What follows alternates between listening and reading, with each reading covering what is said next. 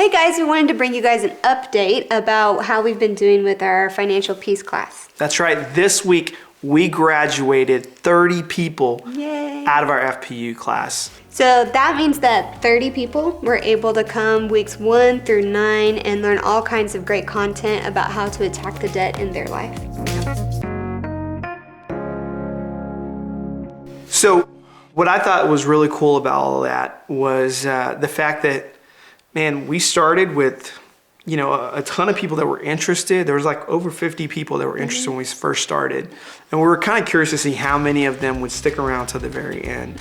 And we thought it was really cool that we had a really good majority of those folks that made it through to the very end. It takes commitment. And it does take a lot of commitment. It takes a lot of hard work to commit to a process like this. And so we were really, really excited to see that. These are people coming together, being vulnerable about their financial mistakes. That's not easy to do in a group setting. And so we were both really proud of all the progress that people made.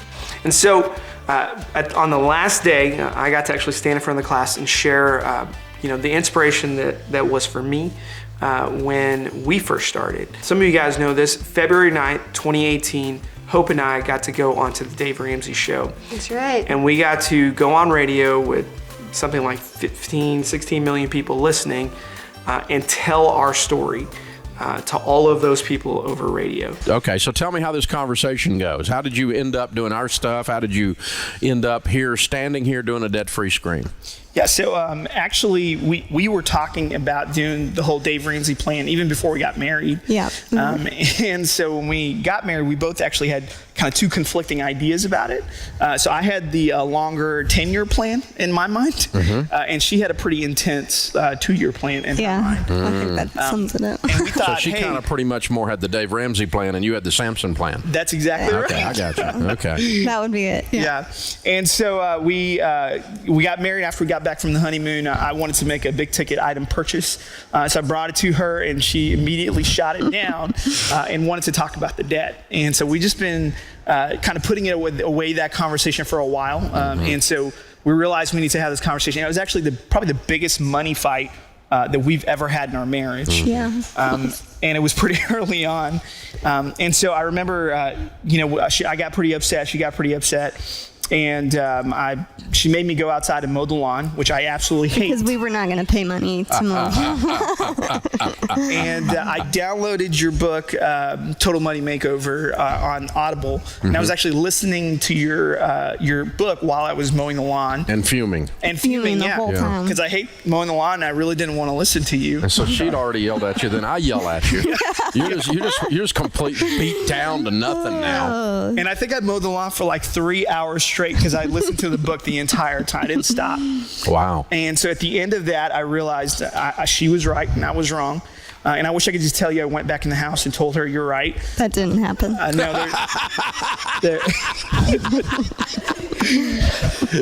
Well, I mean, he's all sweaty. He's been cutting grass. And we'll cut him a little slack here. We will. So my pride came into factor, and so it was actually about a few weeks later. I went on a trip with a good friend of mine named Dane, and we had this long conversation in the car. Shout out to Dane. Yeah. And I realized she was right, and I had to have this conversation. And so all this time, actually, since that fight, she stopped talking to me about the whole debt thing. She just kind of left it alone, it seemed like. And while she was quiet, I felt like God was just talking to me through the whole time. And I know for her. For me, I think initially when we had got married, Samson was being like this super sweet husband that constantly wanted to buy me things, wanted to get me like a new car, and he wanted to purchase some things as well. So one of the more difficult things was in the beginning, just having enough foresight to know that even though that would be really enjoyable and sweet, it wasn't really good for our family long term. But I had the advantage of having lived in West Africa for a year, and so my whole life was in one suitcase, and I never really remember feeling upset about that or like I didn't have enough. But then coming back to America, I quickly became wrapped up in the consumeristic mindset again, and so for me it was much more personal to kind of get back to that place of contentedness that I was in Africa. That's cool. So apart from this whole financial thing, I had told God, I had a conversation with him and I said, I'm just so tired of fighting with my husband about this. If you want things to change in our financial trajectory, I'm not going to say anything else, and you're just going to have to handle it. And so for months, I just... So he comes back from the trip with Dana, and now it's his idea. Yeah, exactly. Yeah, so we sit down together, and I tell her what God has been talking to me, and then she tells me what God's been telling her. And so we took all the money we had in savings down to our just a $1,000 emergency fund, put the rest, and kind of jump started the plan. And it's actually funny because one of the things we talked about, we had all these goals in our life. As a pastor, I knew at one point I wanted to plant a church, and I knew that we wanted to have a baby. And actually, this last month, we planted a church in Deer Creek, Oklahoma. All right. And Hope is pregnant. Yeah. We're so excited. Yep. It's all coming together. Very cool. Very cool. So you sat down then, I guess, and started doing a budget and just took the Total Money Makeover material and did it from that. Is that right? Absolutely, yes. Okay, very cool. So what do you tell people the key to getting out of debt is? You pay off $95,000 in 22 months. Well, I think for me, the key was self-denial. And so I did something a little bit more radical. I took a year off of shopping completely. So I didn't buy clothes, accessories, shoes, perfume, makeup, hair products. And my friends really did think I was crazy. But for me, that self-denial really taught me so much about myself and what really brought value. That was as tied to your prayer and the West Africa thing as it was getting out of debt. That was more of a spiritual walk. It was for you. really, truly more spiritual than financial, but it did help with the financial aspect as well. Oh, definitely helps. Yeah, staying out of the mall, keep you some extra money around for sure.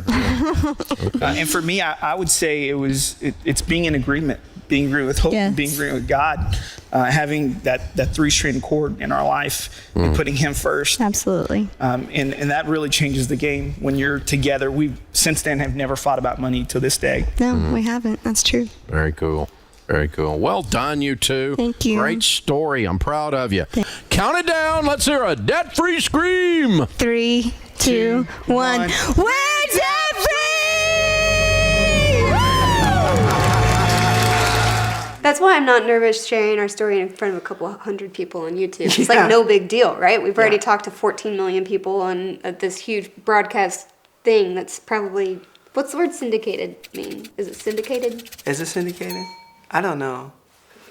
I don't even know what that word means, but I think it's syndicated. So we got to talk about how we went on Dave Ramsey Show, February 8th, 2018. Gosh, it was a long time ago. That was a long time ago. We flew all the way out to Nashville. It was a fun trip. Spent a day in Nashville and got to do everything. Went to Hattie B's, had some great chicken. Barbecue. It was fantastic. And then kind of obviously the best part of that trip was getting to go on radio and say, we're debt free. Yay, and do the official debt-free scream. Yeah.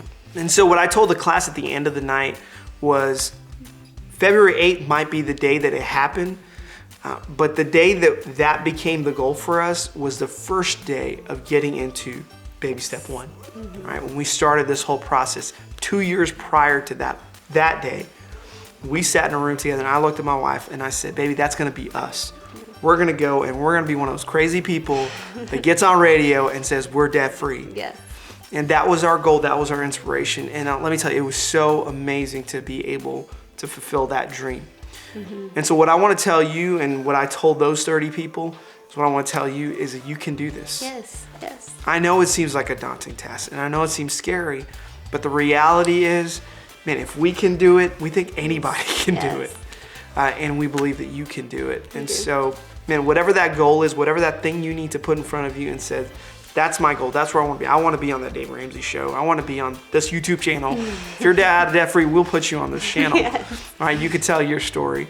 Whatever it is, set your mind to that goal. And I promise you, there's going to come a day where you get to see that actually come to place. And it's going to be the most amazing thing. Yes.